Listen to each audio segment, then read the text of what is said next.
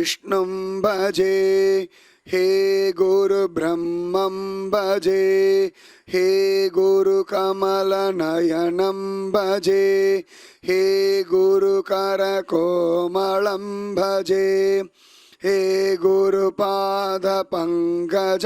भजे हे गुरुविद्यारूपं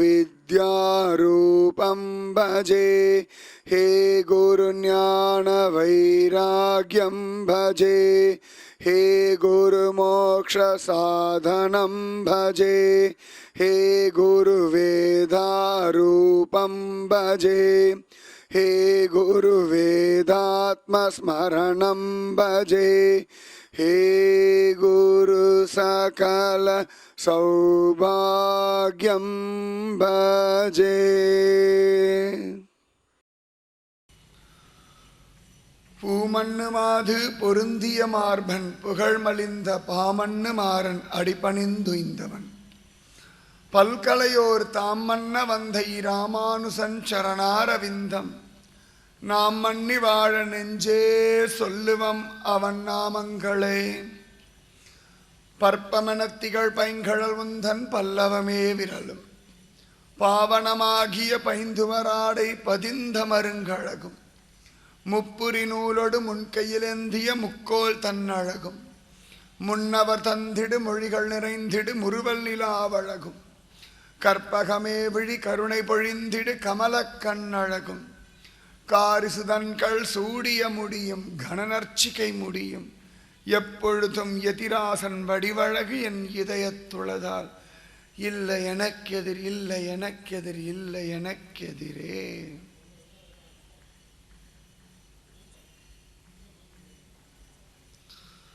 ஆச்சாரிய தேவோ பவ. ஆச்சாரியன் தெய்வமாக நமஸ்காரம் பண்ணணும். சத்குருவுடைய கிருபா கடாட்சத்தினாலே தெய்வமானது நமக்கு பிரத்யக்ஷமா ஆவிர்பவிக்கும். துளி கூட சந்தேகம் வேண்டாம். சத்குருவுடைய கிருபை லோகத்தில் சர்வசிரேஷ்டமானது, அதி அத்புதமானது, ஒரு நாளும் வீண் போகாதது சத்குருநாதனுடையதான அனுகிரகம். அந்த சத்குருவுக்கு நம்மிடத்துல ஒரு வாத்சல்யம் உண்டு, ஒரு வாஞ்சை உண்டு. இந்த ஜீவர்கள் நன்னா இருக்கணும், சௌக்கியமாக இருக்கணும், சௌகரியமாக இருக்கணும், மனசில் நிம்மதியாக இருக்கணும், குழப்பம் இல்லாமல் இருக்கணும், ஆயுர் ஆரோக்கியத்தோட ஜம்முன்னு இருக்கணும்னு ஒரு ஆசை.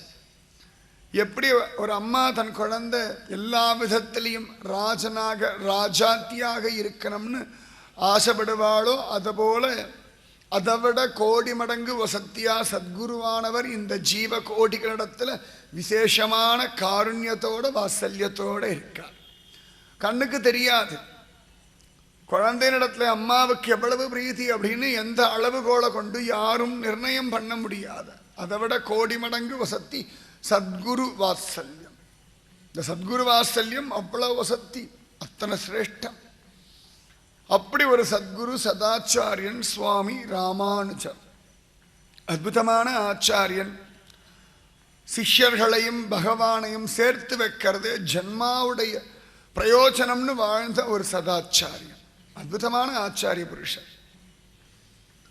சுவாமி ரங்கநாதனிடத்துல விசேஷமான பிரீத்தி யதிராஜராகிய ராமானுஜருக்கு. பகவான் ரங்கநாதன் பெரிய பெருமாள். பகவான் ராமனே ஆராதனை செய்த பெருமாள். விபீஷணனும் லங்கைக்கு எடுத்துட்டு போக ஆசைப்பட்ட ஒரு பெருமாள். ஆழ்வார்கள் பதின்மர் பாடிய ஒரு பெருமாள். ஆபரணத்துக்கு அழகு சேர்க்கும் பெருமாள் நம்பெருமாள், அழகிய மணவாள பெருமாள். எல்லாரும் மயங்கும்படியான ஒரு பெருமாள். அந்த பெருமாள் இடத்துல யதிராஜர் சுவாமி ராமானுஜருக்கு விசேஷமான ஒரு பிரீத்தி. அந்த ஒரு பிரீத்தியில எப்பொழுதும் பகவானுக்கு பார்த்து பார்த்து எல்லாம் அற்புதமா கைங்கரியம் பண்ணிட்டு இருக்கார். ஒரு சந்தர்ப்பத்தில் சுவாமி ராமானுஜருக்கு ஏதோ காரியம் இருந்தது. அதனால தன்னுடைய சிஷ்யன் முதலியாண்டான், அற்புதமான ஒரு சிஷ்யன். சுவாமி ராமானுஜர் சந்நியாசம் வாங்கிக்கிற சமயத்தில் கூட முதலியாண்டானை தவிர மற்ற எல்லாவற்றையும் விட்டேன்னு சொல்லிட்டு சத்தியம் பண்ணிட்டு சந்நியாசம் வாங்கிட்டார். சாதாரணமாக சந்நியாசத்தில் எல்லாத்தையும் விட்டேன்னு சொல்லணும்னு சம்பிரதாயம், இதுதான் சாஸ்திரம். ஆனால் சுவாமி ராமானுஜர் முதலியாண்டானை தவிர மற்ற எல்லாவற்றையும் விட்டேன் அப்படின்னு சொல்லிதான் சந்நியாசம் வாங்கின்றார் அப்படின்னு திவ்ய சரித்திரத்தை காண கிடைக்கிறது. முதலியாண்டான் சுவாமி ராமானுஜருடைய சகோதரியினுடைய பிள்ளை, மருமா. அற்புதமான ஒரு பிரீதி. ஒரு சந்தர்ப்பத்தில் சுவாமி ராமானுஜர் முதலியாண்டான பகவான் ரங்கநாதனுக்கு நிவேதனம் பண்ணிடா அப்படின்னு சொல்லிட்டார். உடனே முதலியாண்டானம் நிவேதனம் பண்ணியாச்சு. ராத்திரி பெருமாளை சேவிக்கிறதுக்கு யதிராஜர் வந்தார். ஆச்சரியமா யதிராஜர் ராமானுஜர் வந்தார். பெருமாளை பார்த்தார். ரங்கநாதன் அழகா சிரிச்சார். இப்படி பாதாதி கேசம் கேசாதி பாதம் ரங்கனை பார்த்தார். என்னமோ சரியில்லையே அப்படின்னு பார்த்தார். சாதாரணமா மற்ற ஜனங்கள் தெய்வத்தை பார்க்கும் பொழுது அவள் ஏதோ பாப்பா, அவ்வளவுதான். தெய்வம் இருக்கு, தெய்வத்தை பார்த்து கை கூப்புவோம், ஏதோ பிரார்த்தனை பண்ணுவோம், கிளம்பி வருவோம். ஆனா மகாத்மாக்கள், மகர்ஷிகள், ஞானிகள், தபஸ்விகள் இவெல்லாம் பார்க்கும் பொழுது அவ பார்வையே வேற. தெய்வம் சுகமா இருக்கா, தெய்வம் நன்னா இருக்கா, தெய்வ சாநித்தியம் இருக்கா, தெய்வத்துக்கு ஏதான கஷ்டம் இருக்கா, தெய்வத்துக்கு ஏதான குறை இருக்கா, குறையொன்றும் இல்லாத கோவிந்தன் இருந்தாலும் இவா பார்ப்பாளாம். அந்த மாதிரி யதிராஜன் சுவாமி ராமானுஜன் பார்த்துட்டார். ஏதோ சரியில்லையே. ரங்கநாதனை பார்த்தார். என்ன தொண்டை கொஞ்சம் சரியில்லையோ அப்படின்னு கேட்டார். ரங்கநாதன் அதெல்லாம் ஒண்ணும் இல்லையே அப்படின்னா. இல்லை, தொண்டை கொஞ்சம் கரகரக்கிறது, பிசிறு தட்டுறது. உடனே ரங்கநாதன் இல்லை இல்லை அதெல்லாம் ஒண்ணும் இல்லை, நல்லா இருக்கேன். இல்லை இல்லை ஏதோ இருக்கு. உடனே முதலியாண்டான கூப்பிட்டாடே பயல, ரங்கநாதருக்கு என்னடா நிவேதனம் பண்ண இன்னைக்கு, பகவானுக்கு என்ன அம்சம் பண்ண, எல்லாம் அம்சிக்கிறதுன்னு சொல்லுவா வைஷ்ணவ சம்பிரதாயத்து வார்த்தை. உடனே முதலியாண்டான் சொன்னார், பகவானுக்கு இன்னைக்கு தயிர் சாதம் கொடுத்தோம், நன்னா சாப்பிட்டார். சரி, தயிர் சாதத்துக்கு தொட்டுக்க. உடனே முதலியாண்டான் சொன்னார், பகவானுக்கு தான் ரொம்ப பிடிக்குமே, அந்த நாவல் பழம் கொடுத்தோம். தயிர் சாதத்தோடு சேர்த்து நாவல் பழம் கொடுத்தோம். பகவான் ஜோரா சாப்பிட்டார். நன்னா இருக்குமோன்னு பகவானுக்கு நாவல் பழம் பிடிக்கும்னு சொல்லுவாளே, அதனால கொடுத்துட்டேன்னுட்டா. உடனே சுவாமி ராமானுஜருக்கு முகத்துல கொஞ்சம் கோபம் வந்துடுத்து. உன்னுடைய அந்த விபரீத ஞானம் அழிஞ்சு போகட்டும், அழிஞ்சு போகட்டும் உன்னுடைய விபரீத ஞானம். தயிர் சாதமும் நாவல் பழமும் ஒன்னா சாப்பிட தொண்டைக்காகுமோ? ஏண்டா பயலே அப்படி பண்ணி தொலைச்சே அப்படின்னார். முதலியாண்டான் அன்புல கொடுத்துட்டார். ரங்கனம் நன்னா வழிச்சு முழுங்கிட்டார். ஒரு வாய் தயிர் சாதம், ஒரு வாய் நாவல் பழம் கிடைச்சிட்டு. இப்படி யாரும் காம்பினேஷன் சாப்பிட்டுருக்கவே முடியாது, இவன் மட்டும்தான். இந்த மாதிரி காம்பினேஷன் நமக்கு தோணக்கூட தோணாது. முதலியாண்டான் கொடுத்த அவர் நன்னா சாப்பிட்டாச்சு. ஏண்டா சாப்பிட்டு ரங்கநாதனை பார்த்து கோச்சிக்கிறார் சுவாமி ராமானுஜர். ரங்கன் சொன்னா, இல்லை இது வரைக்கும் யாரும் இப்படி கொடுத்ததில்லை, அதுவும் உன் சிஷ்யன், அதனால சாப்பிட்டுட்டேன்னுட்டார். ராமானுஜருக்கு அழுக வந்துடுத்து. ஏன் இப்படி ஒன்றை கஷ்டப்படுத்திக்கிறேன்? ததியோன்னமும் நாவல் பழமும் ஒன்று சேர்ந்தா தொண்டைக்கு பிரச்சனை ஆகுமே, தெரியாதோ? தெரியும், இருந்தாலும் குழந்தை கொடுத்தானு அதனால என்ன. உடனே முதலியாண்டன் ரொம்ப வருத்தமாக எழுது, இப்படி பகவானுக்கு ஒரு கஷ்டம் கொடுத்துட்டோமே. உடனே சுவாமி ராமானுஜர் பார்த்தா, 1000 வயது சாஸ்திரம் தெரிஞ்சவாளை கூப்பிட்டு அழகா ஒரு கஷாயம் தயார் பண்ண சொல்லிட்டார்.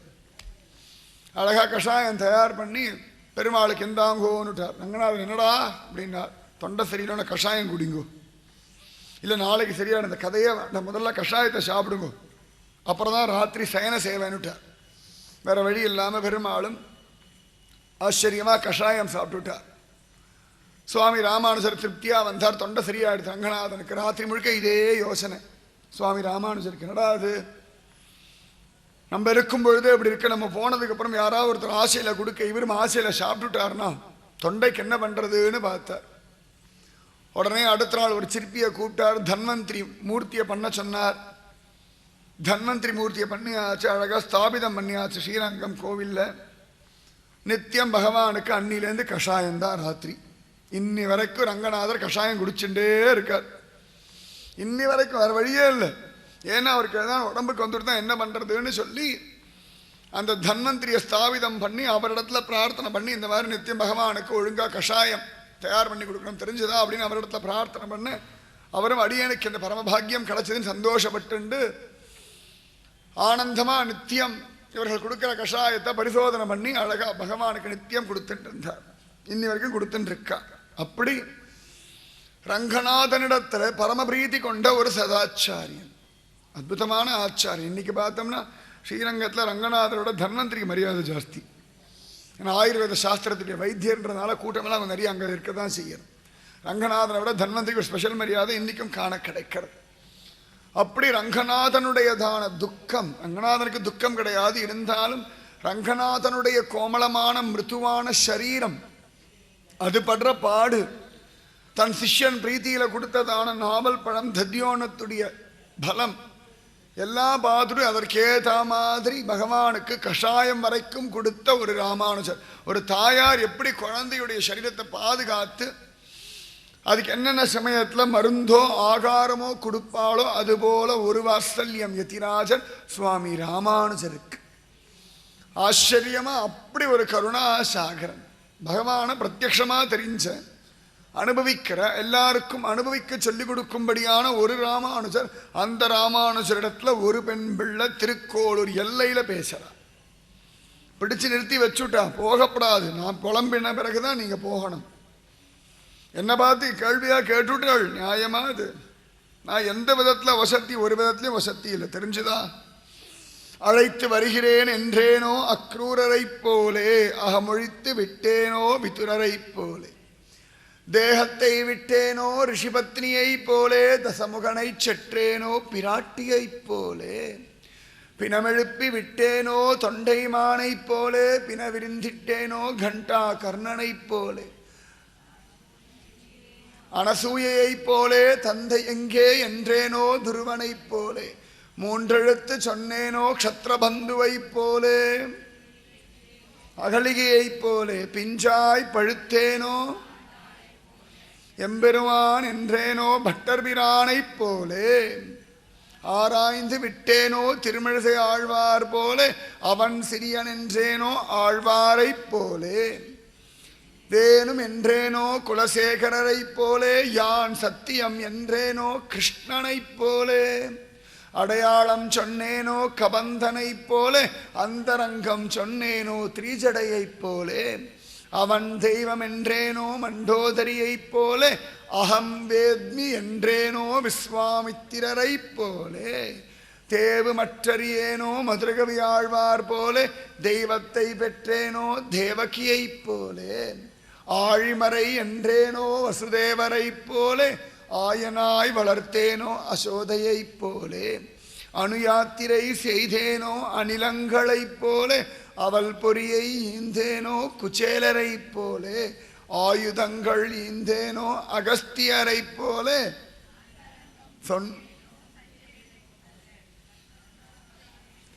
ஜனகரை போலே, தவனை கண்டேனோ திருமங்கையாழ்வார் போலே,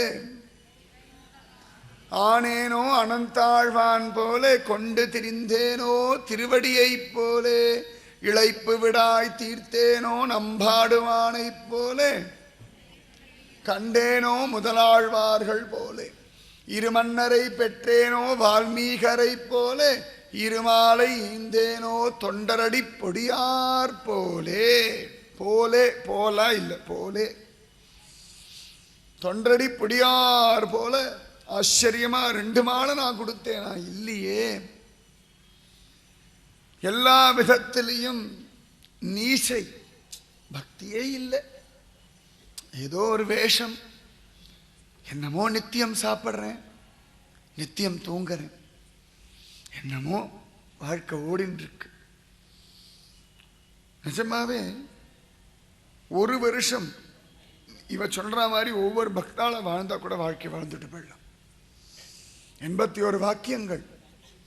ஒவ்வொரு வருஷமும் ஒரு பக்தனா இருந்து பார்த்தனால 81 வருஷம் ஓட்டிடலாம் சுகமா. முடிஞ்சா ஒவ்வொரு நாளைக்கு ஒவ்வொரு பக்தனா இருந்து வாழ பிரார்த்தனை பண்ணுங்க. உங்க வாழ்க்கை எப்படி வாழ போற? இன்னாருடைய மனைவி, இன்னாருடைய கணவன், இவர்களுடைய பிள்ளை, இன்னாருடைய குழந்தை, இந்த பதவியில் இருக்கேன், பணக்காரன் ஏழை, இந்த அடையாளம்லாம் வேண்டாம். அதெல்லாம் இருக்கட்டும். சரீரத்துக்கு, ஆத்மாவுக்கு என்ன அடையாளம்? சரீரத்துக்கு இதெல்லாம் தானாக கிடைக்கிறது. இதெல்லாம் சரீரத்துக்கு பிராரப்த கர்மாவனால கிடைக்கிறது. கோடீஸ்வரன், ஏழை, படித்தவன் படிக்காதவன், ஆண் பெண், பிராமணன் அப்ராமணன், எல்லாமே நம்முடையதான பிராரப்த கர்மாவை அடிப்படையாக கொண்டு கிடைக்கிறது. இதுக்காக ஒன்றும் பிரயத்தனப்பட வேண்டிய அவசியமே இல்லை. ஆத்மாவுக்கு எதை அடைஞ்சோம், என்ன சம்பாதிச்சோம்? கிளம்புற சமயத்தில் இந்த சரீரத்தை எல்லாரும் ஃபோட்டோ எடுத்து வைப்பா. இந்த வருஷத்துல இந்த வருஷம் வரைக்கும் வாழ்ந்தார்கள்னு சொல்லுவா. நம்ம பண்ண காரியங்களை சொல்லுவா. இந்த கம்பெனியில் வேலைக்கு போயிட்டு இருந்தா, இவ்வளவு பணம் சம்பாதிச்சிருந்தா, அவ்வளோ நல்ல காரியங்கள் பண்ணால் ஊரில் எல்லாருக்கும் அவளை தெரியும், அவள் சொந்த ஊர் இது, இப்படி இவ்வளவுதான். இதெல்லாம் சரீரத்தோட முடிஞ்சு போயிடுறது. ஆனால் ஆத்மா, நம்ம சொல்லக்கூடிய எந்த விஷயமுமே ஆத்மாவுக்கு பிரயோஜனம் இல்லை. ஒரு துளி பிரயோஜனம் இல்லை. அவர்கள் வாழ்க்கையில் படாத பாடுபட்டவர்கள். சரீரம்தான் படாத பாடுபட்டது, ஆத்மா ஒன்றும் படாத பாடுபடலை. பிராரப்த கர்மாவில் சரீரத்தில் மாட்டின்றதுனால அத்தை தின்று அங்கே கிடக்கிறது, அவ்வளவுதான். ஆனால் ஞானம் வந்த உடனே எல்லாத்தையும் விட்டுடுறது. அப்பாடன் சுகமா இருக்கு. ஒன்றும் வேண்டாம், ஏதானும் பொருளை தொலைச்சி விடுறோம், தேடுறோம், அழறோம், ஒரு தங்கமோ வைரமோ. ஆனால் அதுக்கப்புறம் கிடைச்ச உடனே இந்த ஆனந்தத்தில் இந்த துக்கம் தானாக மாறி போயிடுறது இல்லையா? அந்த மாதிரி உங்கள் சரீரத்துடையதான சுக துக்க லாப நஷ்டமான அவமானங்கள்லாம் போயிடும். அது ஒரு விஷயமே இல்லை. அதுக்காக ரொம்ப மனசை போட்டு குழப்பிக்க வேண்டாம், அலட்டிக்க வேண்டாம். ஆத்மா பரிசுத்தமான ஆத்மா, எந்த விதமான கல்மஷமும் இல்லாத பவித்திரமான ஆத்மா. அதுதான் நீங்க. அழிக்க முடியாத ஆத்மா, அழியாத ஆத்மா, குற்றம் குறை இல்லாத ஆத்மா. ஆச்சரியமா இருக்கு. பகவத்கீதை 2வது அத்தியாயத்தில் கிருஷ்ணனே விதவிதமா ஆச்சரியமா ஆத்மாவை வர்ணிக்கிறான். பிரபுவே வர்ணிக்கிறான்ப்பா. ஆச்சரியவத் பஷ்யதி கச்சிதேனம் ஆச்சரியவத் வததி ததைவ சான்யக. யாரோ ஒருத்தன் ஆச்சரியமா பார்க்கறான், யாரோ ஒருத்தன் ஆச்சரியமா பேசுறான், யாரோ ஒருத்தன் ஆச்சரியமா கேட்கிறான். மற்றவாளுக்கெல்லாம் இந்த ஆத்மான்ற விஷயம் புரியறது இல்லடா அர்ஜுனா. இந்த சரீரம் ஒன்றும் இல்லை. வாசாம்சி ஜீர்ணானி யதா விஹாய நவானி கிருணாதி நரோபராணி ததா ஷரீராய விஹாய ஜீர்ணானி அந்யானி சம்யாதி நவானி தேஹி. வஸ்திரம் கிழிஞ்சு போனா தூக்கி போடுற மாதிரி ஜீவனம் சரீரம் நன்னா இல்லை, இதுக்கு மேல பிரயோஜனம் இல்லை, தூக்கி போட்டுடுறதா, அவ்வளவுதான்டா. அழுக்குடம்பு, எச்சில் வாய், மலம், மூத்திர, மாமிச பிண்டம், இதுக்கு மேல ஒன்றும் இல்லை. இதுக்கு மேல ஒன்றும் இல்லடா. இது ஆத்மா, புரிஞ்சுக்கோ. பகவான் கதறான். அந்த மாதிரி இந்த பெண் பிள்ளை நான் ஒன்றும் இல்லையே, இந்த பக்தாள மாதிரி கிடைச்ச சரீரத்தை பிரயோஜனப்படுத்திக்கலையே. அஜாமிலன் மாதிரி 88 வயசுக்கு அப்புறமா ஒரு புத்தி வந்து அதுக்கப்புறம் தியானம் பண்ணி பகவான் அடைஞ்ச. ஆனாலும் 88 வருஷம் போனது தானே. 88 வருஷம் எத்தனை கோடி அனுபவங்கள் அனுபவிக்கலாம், எத்தனை கோடி அனுபவங்கள் வாழ்க்கையில பார்க்கலாம். நல்ல மகோன்னதமான ஒரு நிலைமை அடைஞ்சிருப்போம். ஒரு காலத்து அப்படியே ஏழ்மையில அப்படி படாத பாடுபட்டிருப்போம். ஒரு 30 வயசுலயோ 40 வயசுலயோ ஒரு அற்புதமான ஒரு ஸ்திதி அடைஞ்சிருப்போம். ஆனாலும் அந்த ஏழ்மையான காலங்கள், அன்னைக்கு சாப்பாட்டுக்கு ஏங்கின அந்த பசி மாறாது, மறக்காது. அது மறக்காது. அடடா, இன்னைக்கு எப்படி இல்லாமோ இருக்கு சாப்பாடு, தங்க தாம்பாளம் இருக்கு, நல்ல சாப்பாடு இருக்கு. ஆனாலும் அன்னைக்கு பசிக்கிற சமயத்தில் சாப்பாடு கிடைக்கலையேன்னு ஒரு ஏக்கம் இருக்கு இல்லையா, ஒரு வலி, பெரிய வலி அது. அந்த மாதிரி இழந்த காலங்கள் இழந்தது தானே. நான் இழந்துட்டேனே, என் வாழ்க்கையில இவ்வளவு நஷ்டப்பட்டிருக்கேன். அக்குரர் மாதிரி பக்தி பண்ணல, நஷ்டப்பட்டுட்டேன். வித்திரர் மாதிரி அகம்பாவத்தை ஒழிச்சு ஆனந்தமா இல்லை, அகம்பாவத்தால அழிஞ்சு போயிட்டேன். ரிஷி பத்னி மாதிரி தேகத்து மேல் அபிமானத்தை விட்டவ இல்லை, தேகத்து மேல் அபிமானம் வச்சிருக்கிறவர். பிராட்டி மாதிரி ராமனிடத்துல விசுவாசம் இல்லை, தொண்டைமானை போல திருப்பதி பெருமாளத்தை நம்பிக்கை இல்லை. கண்டாகரன் மாதிரி சிவபெருமான் சொன்ன பாரதிய இடத்துல பூரண ஸ்ரத்தை இல்லை என்கிட்ட. எல்லா விதத்திலையும் கேவலமானவள், எல்லா விதத்திலையும் எல்லாத்தையும் இழந்த ஒரு சாதாரண தேகாத்ம அபிமானி, ஷரீரத்தை ஆத்மானு நினைக்கிற ஒரு அபிமானி, அவ்வளவுதான். அதுக்கு மேல என்னிடத்துல ஒண்ணும் இல்லை. நான் மொசல் புழுக்க வரப்புல கடந்தா என்ன, வயல்ல கடந்தா என்ன. இந்த ஆத்மா சரீரத்தை பிடிச்சுட்டு இருக்கா, நான் சரீரம் ஆத்மாவை பிடிச்சுட்டு இருக்கா, ஒன்னும் தெரியல. தண்டம். உம்பழகா பேசுறா. இருமன்னரை பெற்றேனோ வால்மீகரை போலே, இருமாலை ஈந்தேனோ தொண்டரடி பொடியார் போலே. வால்மீகி மகரிஷி அப்படி அனுபவிச்சார். ஸ்ரீமத் ராமாயணத்தையே பாடினார். ராமனுடைய பிள்ளைகளுக்கே சொல்லி கொடுத்தார். நான் என்ன பண்ணேன்? தொண்டடி பொடியாழ்வார் திருமாலை திவ்ய பிரபந்தம் பாடினார். நான் ஒன்றும் பாடலையே, நான் பாட வேண்டாம். நான் மதுரகவி ஆழ்வார் பாடினேன். கண்ணினும் சிரித்தாம்ப சொல்லி தொலையலாமே. வாய் இருக்கேன், ஒரு 11 பாசுரம் ஆச்சரியமா சொல்லிகிட்டே இருக்கலாமே. போக வர சொல்லிட்டு இருந்தா கூட இத்தனை வருஷத்துல எத்தனை தடவை ஜபிச்சிருக்கலாம்.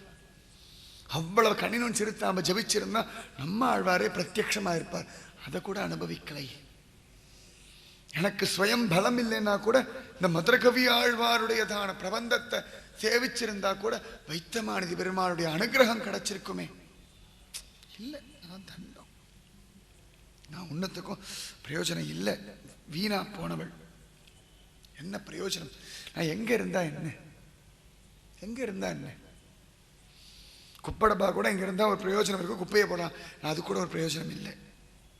என்னால யாருக்கும் பிரயோஜனம் இல்லை, எனக்கே நான் பிரயோஜனமா இல்லை. சத்தியம் அதுதான். தெரியேன் பாலகனாய் பல தீமைகள் செய்துமிட்டேன், பெரியேன் ஆயின பின் பிறர்க்கே உழைத்து ஏழையானு. கடைசியில் நமக்கு நாமே பிரயோஜனம் இல்லாமத்தான் ஒரு வாழ்க்கையை வாழ்ந்துட்டு போறோம். என்னமோ சாப்பிட்டோம், என்னமோ தூங்கினோம், 10 பேரோட பேசினோம், 10 பேரோட சண்டை போட்டோம், 10 பேர் நம்மளை கொண்டாடினா, சிரிச்சோம், அழுதோம், வியாதி வைத்தியனை பார்த்தோம், மருந்து சாப்பிட்டோம், சரி பண்ணிட்டோம், அப்பாட உடம்பு நன்னா ஆயிடுது. இவ்வளவுதான். கூட்டி கழிச்சு பார்த்தோம்னா வாழ்க்கையில மிச்சம் எவ்வளவுதான். 100 வருஷத்துல பார்த்தோம்னா வியாதியில கொஞ்ச நாள், அழுகையில கொஞ்ச நாள், பயத்துல கொஞ்ச நாள், பொறாமையில கொஞ்ச நாள், ஆனந்தத்துல கொஞ்ச நாள், இளமையில கொஞ்ச நாள், வயசான காலத்துல கொஞ்ச நாள், பாலகத்துல கொஞ்ச நாள், தூக்கத்துல கொஞ்ச நாள், முடிச்சுண்டக்கல்ல கொஞ்ச நாள், குழப்பத்துல கொஞ்ச நாள், இதுல அலையறதுல கொஞ்ச நாள், இப்படி மலமூத்திர விசர்ஜனம் இதுல கொஞ்ச நாள், இப்படி போயாச்சு. போயிட்டே இருக்கு. பிடிக்கிறதோ இல்லையோ போயின்னு இருக்கு. அந்த மாதிரி வீண் பண்ணி தொலைச்சுட்டேன். என்ன விதத்துல சிரேஷ்டம். இருமாலை ஈந்தேனோ தொண்டரடி பொடியார் போலே. 36 வாக்கியமா இருக்கு. ஆச்சரியமா. இருமாலை ஈந்தேனோ தொண்டரடி பொடியார் போலே சொல்லி முடிச்சா ராமானுஜர் அனுகிரகம் பண்ணார். நீ அவரை மாதிரி பிரபந்தம் பாட வேண்டாண்டி, கண்ணும் சிரித்தாம்பே நன்னா பாடாது போதும். ஆச்சரியமா ஒரு கிருபை பண்ண உடனே அடுத்த வாக்கியம் சொல்லிட்டா பெண் பிள்ளை. அவன் உரைக்க பெற்றேனோ திருக்கட்சியார் போலே. அவன் உரைக்க பெற்றேனோ திருக்கட்சியார் போலே. எழுதுறதுக்காக மட்டும் சொல்லல, மனசுல வாங்கி வச்சுக்கிறதுக்காக சேர்த்துதான் சொல்றேன். கடகடன் எல்லாம் பேனா நோட்ட செய்தி பார்க்கறது சந்தோஷமா தான் இருக்கு, இல்லைன்னு சொல்ல மாட்டேன். இருந்தாலும் கொஞ்சம் மனசுலையும் நன்னா எழுதி வச்சதுனால சந்தோஷமா இருக்கும். ஏதோ இந்த தடவை திருக்கோள பெண் ரகசியம் சொல்லி முடிச்சிடும், அதுக்கப்புறம் அதை பற்றி பேச மாட்டேன்னு நினைக்க வேண்டாம். ஒவ்வொரு வாட்டி வரும்பொழுதும் கேட்பேன். இந்த தடவை மட்டும் கேட்டுட்டு போவேன் நினைக்க வேண்டாம். ஒவ்வொரு தடவையும் கேட்பேன், ஒவ்வொரு தடவையும் மனப்பாடமாக சொல்லணும். ஏதான ஒரு வாக்கியமாக டக்குன்னு 45வது வாக்கியம் என்னன்னு கேட்பேன், 25வது வாக்கியம் என்னன்னு கேட்பேன், 15வது வாக்கியம் என்ன, டக்குன்னு மனசுக்குள்ளேருந்து வெளில வரணும், வந்தே ஆகணும். முடியும், நிச்சயமா முடியும். உங்களால் முடியும், முடியாத ஒன்றும் இல்லை. நம்முடைய தர்மத்துடைய விஷயங்களை தெரிஞ்சுக்க வேண்டியதான ஒரு அவசியம் நமக்கு இருக்கு. நமக்கு தெரியல, இன்னைக்கு அதுதான் கஷ்டமே. நம்ம தர்மத்துல கோடி விஷயங்கள் இருக்கு, நம்ம தெரிஞ்சுக்க மாட்டேங்க. நல்லா தெரிஞ்சுக்கோங்க. வாழ்க்கையில இது ஒரு சங்கல்பமா வச்சுக்கோங்க. எவ்வளவுக்கு எவ்வளவு முடியுமோ சனாதனமான ஹிந்து தர்மத்துடைய விஷயங்கள் எல்லாம் நான் தெரிஞ்சுப்பேன், எனக்கு தெரிஞ்சுக்கிறதுக்கு பகவானே அனுகிரகம் பண்ணுன்னு கதருங்க. எத்தனையோ விஷயங்களை தெரிஞ்சுக்கணும் உலகத்துல நடக்கிறது. எவ்வளவோ விஷயங்கள், எத்தனையோ நியூஸ் பார்க்குறோம், எத்தனையோ பேப்பரை வாசிக்கிறோம். அங்கே எப்படி நடந்தது, இந்த ஊரில் எப்படி நடந்தது, ரூபாய்க்கும் டாலருக்கும் என்ன மதிப்பு, யார் தோத்தார்கள், யார் ஜெயிச்சார்கள், யார் யாரோட கூட்டணி, என்னமோலாம் பேசுகிறோம். அங்கே ராஜ்யம் இருக்குமா போயிடுமா, நிறைய இருக்கு உலக நடப்புகள், நாட்டு நடப்புகள். எங்கே பாம்பு போட்டா, எங்கே கலவரம் நடக்கிறது, இத்தனையும் தெரிஞ்சுக்க முடிஞ்ச நமக்கு ஒரு பெண் பிள்ளை ரகசியத்தை தெரிஞ்சுக்க முடியலன்னு சொன்னால் பொய், ஏமாத்து, அவ்வளோதான் நான் சொல்ல முடியும். இது ஞாபகம் இல்லைன்னு சொன்னா ஸ்ரத்தை இல்லை, அவ்வளவுதான் நான் சொல்ல முடியும். எத்தனையோ உலக நிகழ்ச்சி உடனே ஒன்றும் வேண்டாம். இன்னைக்கு காத்தால பேப்பர் வாசிச்சேன்னா உங்ககிட்ட 4 கேள்வி கேட்பேன், கடகடன்னு எல்லாரும் பதில் சொல்லுவேன். ஆமா ஆமா ஆமா ஆமா ஆமா லைனா சொல்லுவேன். இன்னைக்கு தலைப்பு செய்தி என்னன்னா ஒவ்வொரு பேப்பர்லையும் ஒவ்வொரு செய்தி சொல்லுவேன், சத்தியத்தை சொல்றேன். இவ்வளவு தூரம் முடியும். புத்திக்கு பலம் இருக்கு, அதுல ஆசை இருக்கு, இதுல ஸ்ரத்த குறைச்சலா இருக்கு. நான் சொல்ற உண்மை கசக்கும், ஆனா சத்தியம் இதுதான். நீங்க ஏத்துக்கிறதா இல்லையோ சத்தியம் சத்தியம் தான், வேற வழி இல்லை. ஏத்துண்டே ஆக வேண்டிய ஒரு நிர்பந்தம் இருக்கு. அவன் உரைக்க பெற்றேனோ திருக்கட்சியார் போலே. திருக்கட்சி நம்பிகள் ஆச்சரியமான ஒரு மகாத்மா, கஜேந்திரதாசர்னு பேர் அவருக்கு. இன்னைக்கு பூந்தமல்லின்னு ஒரு இடம் சொல்றோம் தமிழ்நாட்டில், சென்னையில். அது ஒரு காலத்துல பூ இருந்த வள்ளின்னு தான் அதுக்கு பேரு. அந்த இடத்துல ஒரு பூந்தோட்டம் அமைச்சிருந்தார். வியாபாரம் செய்யக்கூடியதான ஒரு குடும்பத்துல பிறந்தவர். 4-5 பிள்ளைகள், இவர் ஒரு பிள்ளை.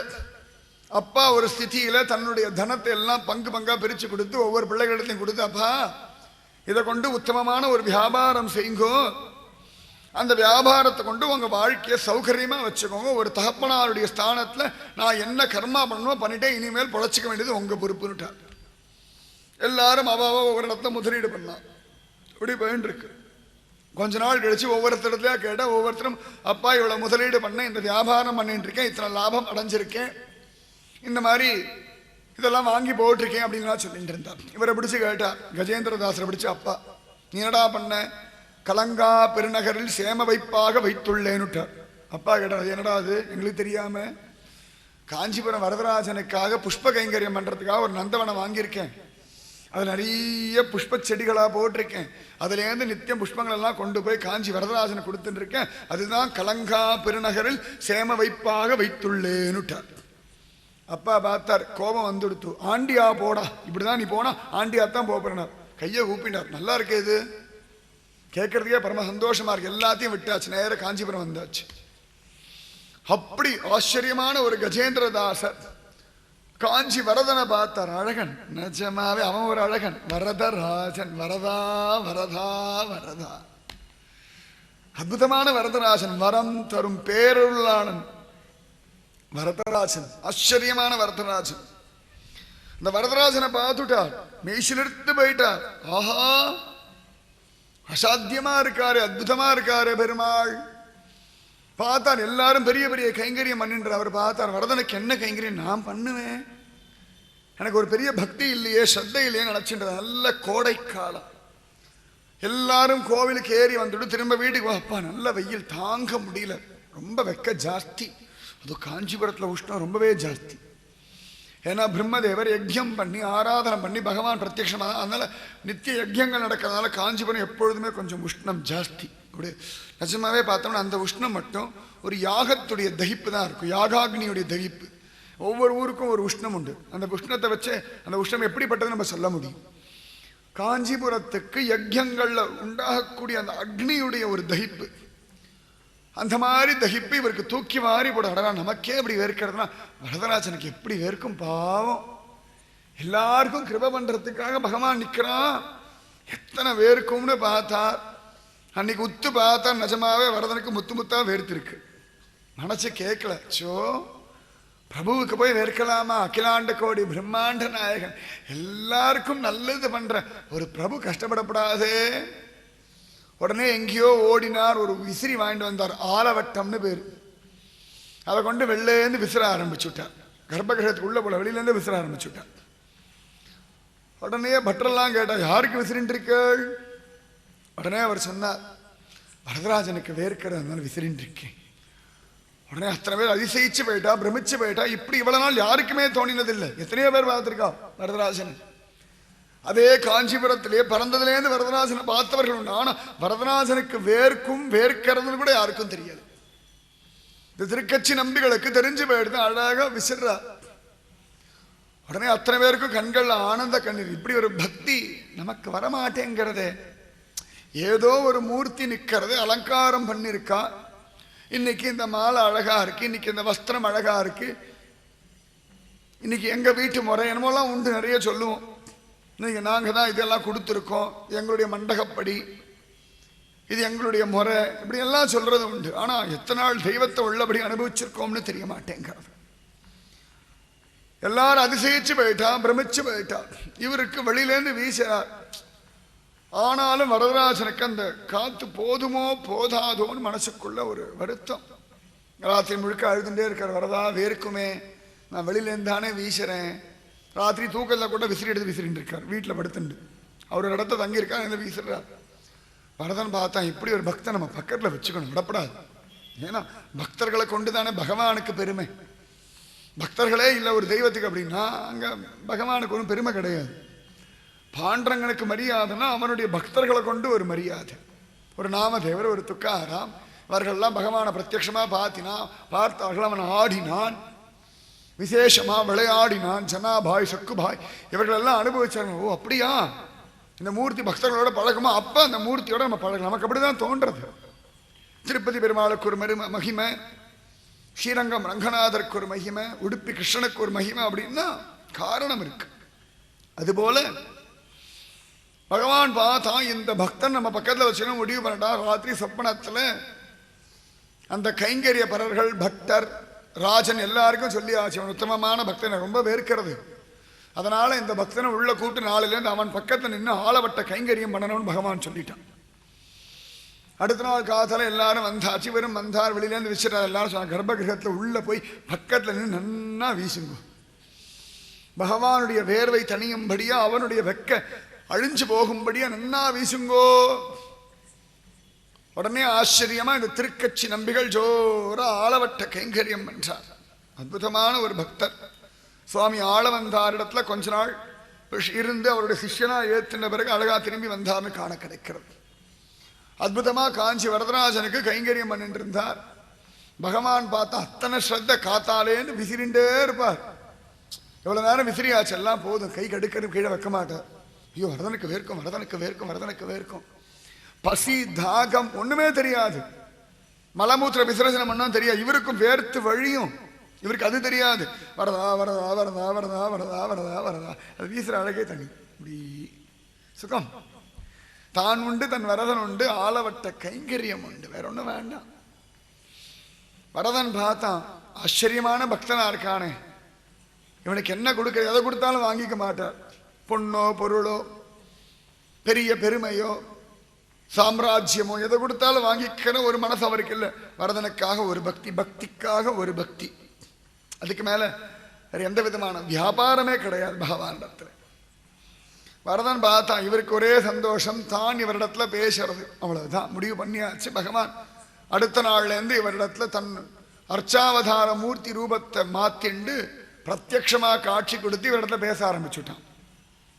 இவர் விசிறி வீசிட்டு இருப்பார். வரதராஜன், என்னடா நீங்க சாப்பிட்டியா, ராத்திரி நன்னா தூங்கினியா, காத்தால் நன்னா குளிச்சியா, இப்ப என்ன சாப்பிட்டேன், இப்படி எல்லாம் பேசிட்டு ரொம்ப சாதாரணமா பேசிட்டு இருப்பார் வரதன்.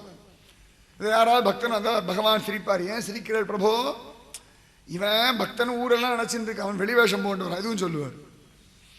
அந்த பக்தன் அழுதுண்டு வருவான், பகவான் சிரிப்பார். ஏன் பிரபா அழுதுண்டு வரான், ஏன் சிரிக்கிற, அவனுக்கு அப்பப்ப நம்பிக்கை, அப்பப்ப அவநம்பிக்கை, அதான் சிரிக்கிறேன்.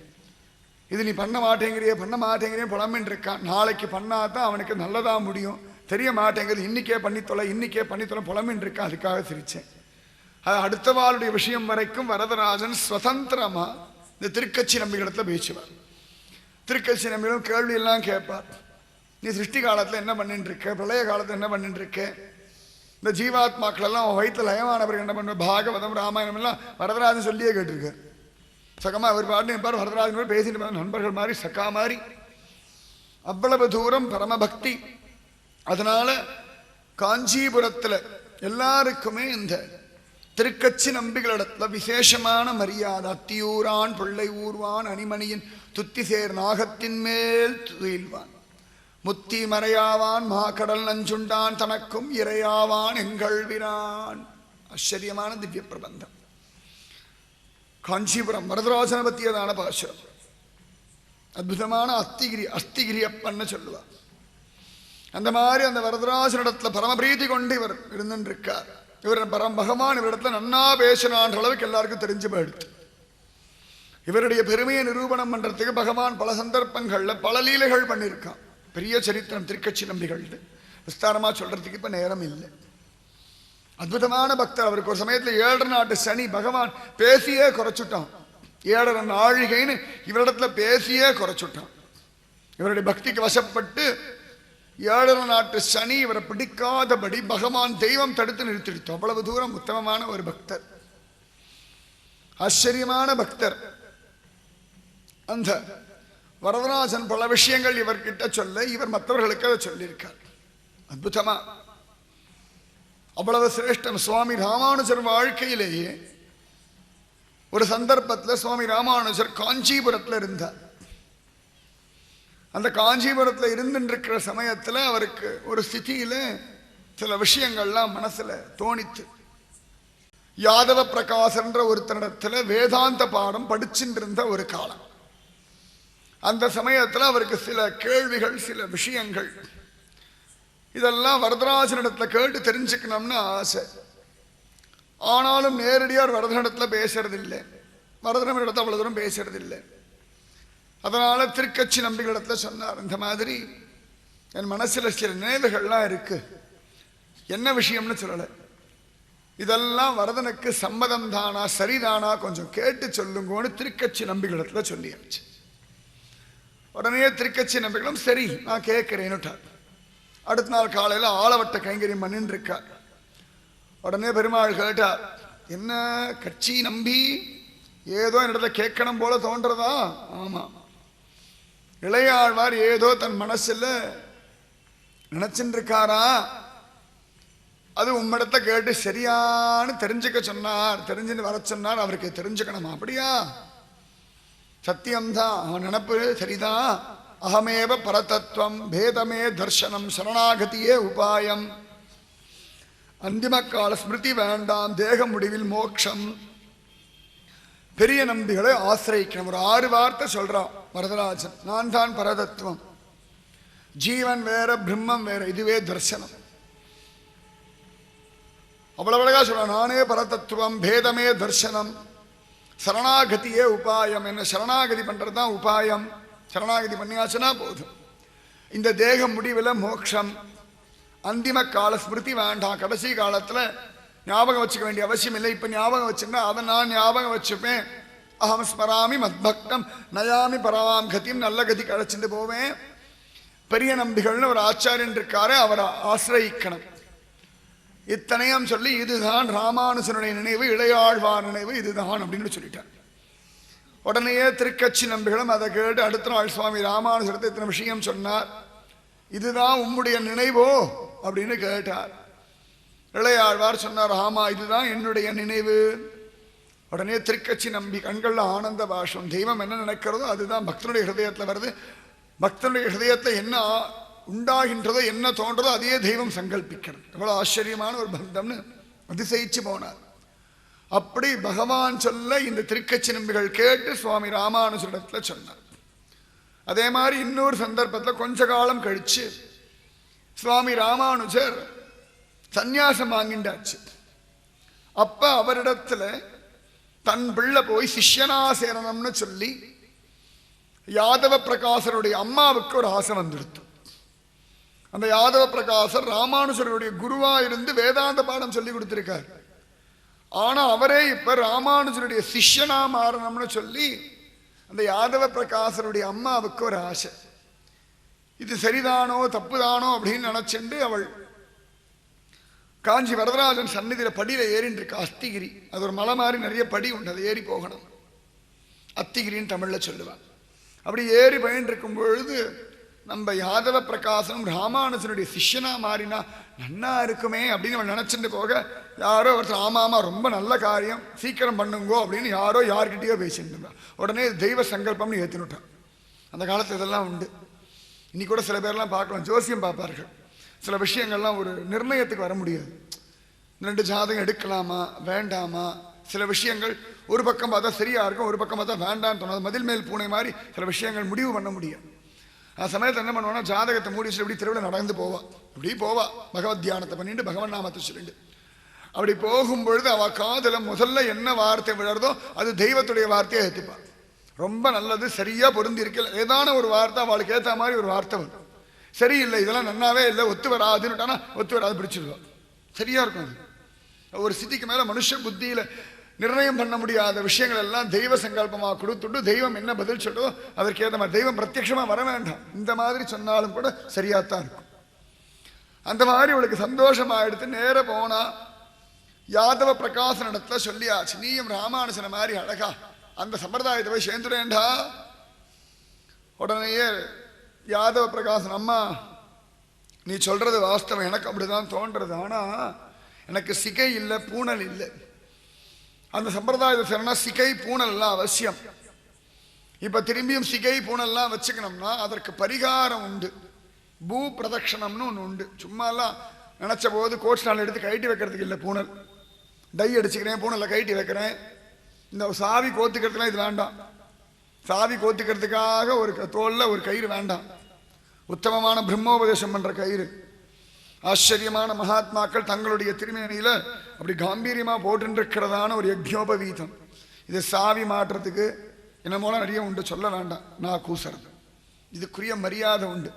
எப்படி சுமங்கலிக்களை மாங்கல்யம் வசத்தியோ அது போல யஜ்ஞோபவீதம் அவ்வளவு சிரேஷ்டம். அத்தனை வசத்தி, அதற்குரிய மரியாதை கொடுத்தே ஆகணும், சந்தேகமே வேண்டாம்.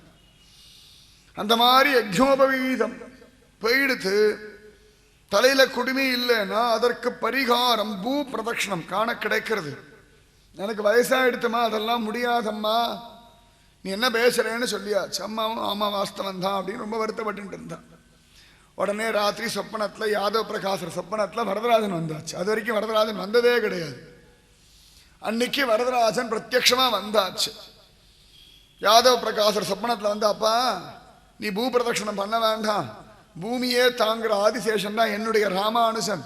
நம் ராமானுஜனை ஒரு முறை நீ வலம் வந்துட்டா போதும், அது பூ பிரதட்சணம் பண்ணதுக்கு சமானம். பகவான் பிரத்யக்ஷமா வந்து சொல்லியாச்சு. இவர் காத்தால எழுந்தார், சந்தோஷமா இருந்தது. இருந்தாலும் இது நிஜம்தானோ நம்ம கற்பனையோ? எப்பவுமே தெய்வம் பிரத்யக்ஷமா வந்தாலும் நமக்கு அது புத்தியில ஏத்துக்க முடியாது. ஏன்னா தெய்வத்து மேல அசாத்தியமான நம்பிக்கைக்கு பதில விசேஷமான சந்தேகம் எப்பொழுதும் உண்டு. பல சந்தர்ப்பங்கள்ல ஏதாவது நிகழ்ச்சி நடக்கும், தெய்வ கிருப்பைன்னு ஒரு 4-5 நாள் கழிச்சு யோசனை பண்ணி கோயின்சிடென்ஸா இருக்கும். ஒரு வார்த்தை வச்சிருக்கோம் தொட்டதுக்கெல்லாம், அது ஏதோ நடந்தெடுத்து, ஏதோ காகம் உட்கார பணம்பழம் விழுந்தா போல நாமா தப்பா நினைச்சிடும். தெய்வ அனுகிரகத்தை இவ்வளவு தூரம் உதாசீனப்படுத்தணும், அதான் பெரிய கஷ்டமே.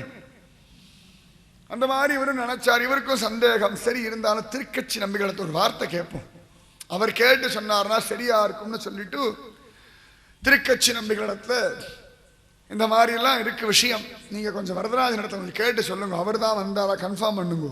தெய்வமே பிரத்யட்சமா வந்தாலும் கன்ஃபர்மேஷன் திருக்கட்சி நம்பிகள் கொடுக்க வேண்டியிருக்கு.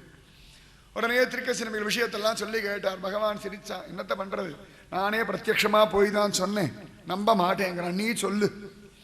என் ராமானுஜனை ஒரு தடவை வலம் வந்தா போதும், பூ பிரதட்சணம் பண்ணதுக்கு சமானம், உலகத்தை சுத்தி வந்ததுக்கு சமானம் அப்படின்னு நான் சொன்னேன், நீ சொல்லு.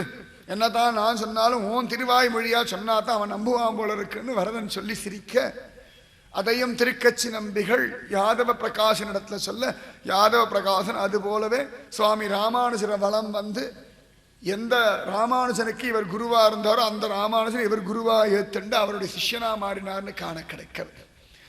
இப்படி பெருமாள் சொல்ல அதை கேட்டாரே திருக்கட்சி நம்பிகள்.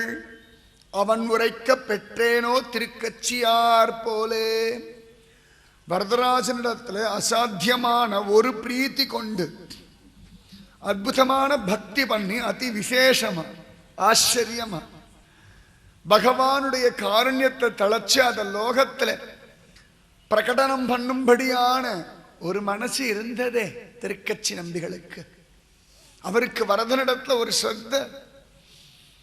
அவன் உரைக்க பெற்றேனோ திருக்கட்சியார் போலே. அவர் காஞ்சிபுரத்தை விட்டு எங்கேயும் போக மாட்டார். ஒரு சந்தர்ப்பத்தை கோச்சிட்டு போயிட்டார். இந்த திருக்கட்சி நம்பிகளுக்கு வரதன்னு ஒரு சிஷ்யன் உண்டு. எப்பொழுது ராத்திரி பெருமாளத்தை அடியாரம் பேசிட்டு கிளம்பி வெளில வருவார். வெளில வந்தோடனே ஏ வரதா அப்படின்னுவார். உடனே அவன் ஓடி வந்து அவருக்கு பாதரட்சையை போட்டு கொடையை பிடிச்சி அழிச்சுட்டு போவான். இப்படி ஒரு வழக்கம் உண்டு. நல்ல மழை காலத்தில் கொடையை பிடிப்பான். ராத்திரி ஆயிடுதான் அவருக்கு பாதரட்சை எல்லாம் போடுறது, இதெல்லாம் ஒரு வழக்கமாக வச்சுட்டு இருந்தான். ஒரு சந்தர்ப்பத்தில் திருக்கட்சி நம்பிகள் அந்த மாதிரி வெளியில வந்தார். ஏ வரதா, ஒரு குரல் கொடுத்தார், ஆள் வரல. டேய் வரதா, குரல் கொடுத்தார், ஆள் வரல. மூணாவது டேய் வரதா வாடா, ஓடி வந்துட்டோம். அடியேன் தாசானு தாசன் க்ஷமிக்கணும் நேரம் ஆயிடுதுன்னு சொல்லி திருக்கட்சி நம்பிகளுக்கு பாதரட்சை போட்டு கொஞ்சம் மழை வேற கொடையெல்லாம் பிடிச்சிட்டு இப்படி ஐஷன்னு போய் கொண்டு போய் அவர் தங்குற இடத்துல கொண்டு விட்டார். அவர் அழகா உள்ள நுழைஞ்சா. உள்ளேந்து வரதன் ஓடி வரான். சுவாமியை மன்னிக்கணும், கொஞ்சம் அசந்து போயிட்டேன், தப்பா போயிடுத்து, நேரம் ஆயிடுத்து, தேவரின் மன்னிக்கணும், குரு மன்னிக்கணும்னார். அவர் சிரிச்சார், நடாபையில வளர்ற இப்பதானே வந்தேன், நான் வரவே இல்லை, தூங்கி போயிட்டேன். உடனே அவருக்கு தூக்கி வாரி போட்டது வந்து ஸ்வயம் வரதராஜன்னு தெரிஞ்சு போயிடுது. இவர் 2 வாட்டி வரதா கூப்பிட்டு சிஷ்யன் வரதன் வரல, பகவான் வரதனே சிஷ்ய வேஷம் போட்டு வந்துட்டு. அவ்வளவு தூரம் ஒரு பக்தி திருக்கச்சி நம்பிகளுக்கு. உடனே அவருக்கு கோபம் வந்துடுத்து. நமக்கா இருந்தா நம்ம கதையே வேற. உடனே எல்லாருக்கும் சொல்லியிருப்போம், வரதன் வந்தார் தெரியுமோ, எனக்கு செருப்பெல்லாம் போட்டு விட்டார் தெரியுமோ அப்படின்னு சொல்லிடுவோம். ஆனா இவர் பார்த்தார், அச்சோ தெய்வம் எனக்கு கைங்கரியம் பண்றதா, மகா அபச்சாரம், இந்த வரதன் இதெல்லாம் பண்ணப்படாது. தெய்வம்னா தெய்வம் மாதிரி இருக்க வேண்டாமா? என்னோட சிஷ்யனா யார் வேஷம் போட்டு வர சொன்னா? கோபம் வந்துடுத்து. காஞ்சிபுரத்தை விட்டு கிளம்பியாச்சு. அடுத்த நாளே கிளம்பியாச்சு, நேர திருப்பதி போயாச்சு. ஆச்சரியமா போய் அங்க போய் விசிறி வீச, விசிறி வீசிய பழக்கமா எடுத்து கையில் இந்த கைங்கரியம் பண்ணி பண்ணி பழக்கமா போயிடுது. அதனால திருப்பதி போய் விசிறி வீசினார். பெருமாள் சிரிச்சார், எனக்கு எதுக்கு விசிறி? இல்ல வேர்க்குமே. எனக்கா? இங்கியா வேர்க்கிறதா? கிடையவே கிடையாது. எவ்வளவு அழகா எல்லா பக்கம் திரும்பினாலும் அருவிகள் கொட்டின்னு இருக்கு. 7 மலைக்கு மேல உசரமா சில்லு சில்லு சில்லுன்னு இருக்கு. விசிற வேண்டிய அவசியமே கிடையாது. பாவம் வரதன், அவர் தான் அக்னியில தகிக்கிறார், அங்க போ. உடனே திருப்பதி பெருமாளத்தை கோச்சினுட்டார். அங்கேருந்து கிளம்பி நேர ஸ்ரீரங்கம் வந்தார். ஸ்ரீரங்கம் வந்தார், ரங்கநாதனை பார்த்தார். அடியேன் திருக்கச்சி நம்பி அழகா விசிறினார். ரங்கன் சிரிச்சார், எதுக்கு விசிற? வேர்க்குமே. எனக்கா? காவேரி அழகா 2 பக்கம் மாலையா ஓடின்னு இருக்கா. ஜோரா திரைக்கையால் அடிவருட பள்ளிகளும் கருமணியை கோமலத்தை கண்டு கொண்டு என் கண்ணினைகள் என்று கொலோ கலிக்குமாரேன்னு குலசேகராழ்வா புலம்பும்படியா காவேரி என் காலை பிடிச்சுன்னு அழகா திருவடியை பிடிச்சு பிடிச்சு விட்டு ஜோரா சிலு சிலுன்னு காத்து. வண்டின முரளும் சோலை, மயிலினமாலும் சோலை, கொண்டல் மீதனமும் சோலை, குயிலினம் கூவும் சோலைன்னு தொண்டடிப்படியாழ்வார் சொல்ற மாதிரி அற்புதமான ஒரு சோலையில படுத்துட்டு எனக்கு வேர்க்காது.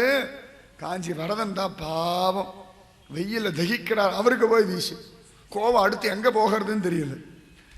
திருப்பதியை விட்டார், ஸ்ரீரங்கத்தையும் விடலான்னு நினைச்சார். ராத்திரியே சொப்பனத்துல வரதன் வந்துட்டார். இனிமேல் உனக்கு அந்த மாதிரிலாம் பண்ண மாட்டேன்டா, நீ இல்லாம காஞ்சிபுரம் வெறிச்சோடி கிடக்கிறதா, பேசுறதுக்கு ஆள் கிடைக்கலடா, ஏ திருக்கச்சி நம்பி வந்துடு, இனிமேல் சமத்தா இருக்கேன், பகவான் சமத்தா இருக்கேன்னு. இனிமேல் அசடுத்தனம்லாம் பண்ண மாட்டேன், உனக்கு பாதரட்சையெல்லாம் போட மாட்டேன், உனக்கு கைங்கரியம் பண்ண மாட்டேன், நீ வந்து ஆலவட்டம் விசிறு, நீ ஆலவட்டம் விசிறின்னு இருக்க. நான் பேசுற சுகம் ஒரு ரொம்ப நாளா ஆயாச்சு, இனிமேல் சமத்தா இருக்கேன், வந்துடுறியா? அப்போ கூட ரோஷமா அவர் கேட்கிறார், சத்தியம் பண்ணு, அப்பதான் வருவேன். இனிமேல் பண்ண மாட்டேன்னு சத்தியம் பண்ணு வரேன். அதன் பிறகு வரதன் சத்தியம் பண்ண திரும்பி காஞ்சிபுரத்துக்கு வந்து ஒரு கைங்கரியம் பண்ணார். இவர் போனாலும் வரதன் விடமாட்டேங்கிறான். அப்படி ஒரு பிரீத்தி. அந்த மாதிரி நான் இல்லையே, இப்போ நான் கிளம்பின்னு இருக்கேன். வைத்தமானது பெருமாள் சுகமா அவர் பாட்டுக்கு எடுத்துட்டு இருக்காரு. ஏதான ஒரு அக்கறை இருக்கா? அவர் மேல குத்தம் சொல்ல மாட்டேன். அவர் அந்த மாதிரி திருக்கச்சி நம்பி மாதிரி நான் அவரிடத்துல பேசலையே. வைத்தமானது பெருமாள் என்னிடத்துல பேசணும்னு ஆசைப்படலையே. அந்த பெருமாள் இடத்துல எனக்கு ஒரு பிரீத்தி இல்லையே. நான் மொசல் புழுக்க வரப்புல கடந்தா என்ன, வயல்ல கடந்தா என்ன, அவன் உரைக்க பெற்றேனோ திருக்கச்சியார் போலே. அதுவும் சுவாமி ராமானுஜனும் திருக்கச்சி நம்பிகளும் அவ்வளவு இருக்கும். அதுவும் வரதன்னாலே சுவாமி ராமானுஜருக்கு அப்படி ஒரு பிரீத்தி. சுவாமி ராமானுஜர் அவ்வளவு அழகா விந்தியமலை காடுகள்ல தனியா கிடக்கிற சமயத்துல யார் இருக்கா எனக்கு வழித்துணைக்குன்னு கதற சமயத்துல காஞ்சி வரதராஜனும் பெருந்தேவி தாயாருமே வேடுவன் வேடு வச்சு வேஷம் போட்டு வந்து இவரை கொண்டு வந்து விந்தியமலையிலேருந்து காஞ்சிபுரத்துல விட்டார்கள். அவருடைய திவ்யமான சரித்திரத்தை காண கிடைக்கிறது. திருக்கச்சி நம்பிகளுடைய உச்சிஷ்ட பிரசாதத்துக்காக சுவாமி ராமானுஜர் ஏங்கினார்னு காண கிடைக்கிறது. அவ்வளவு சிரேஷ்டம். அந்த சுவாமி ராமானுஜரிடத்துல இவள் திருக்கச்சி நம்பிகளை பத்தி பேசுறான். முதல்ல தன் குருவா சுவாமி ராமானுஜர் ஏத்துண்டதே திருக்கச்சி நம்பிகளைத்தான்.